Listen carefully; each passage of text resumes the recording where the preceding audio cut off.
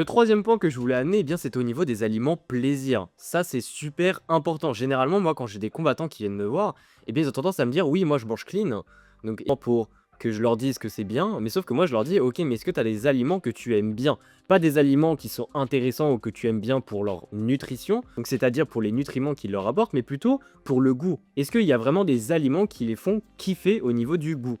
Et eh bien, la plupart du temps, ils disent oui, mais sauf que je remarque que dans leur alimentation, généralement, il y a soit une très petite quantité de ces aliments-là, et on voit qu'il y a une certaine restriction qu'ils se font, ou alors même, ils ne les mangent pas du tout, parce que selon eux, eh bien, c'est pas possible, par rapport à leur statut, par rapport à leur objectif, d'avoir ces aliments-là dans leur alimentation. Et heureusement, eh bien, c'est faux, puisque oui, avoir des aliments plaisir dans ton alimentation, je peux te dire que d'un point de vue psychologique, c'est extrêmement important, et on sait tous que les sports de combat, eh bien, ça induit beaucoup le mental, et les aliments plaisir ont aussi leur place dans tout cet équilibre-là, mental, physique, etc., pour justement que tu puisses performer et avoir les meilleurs résultats possibles.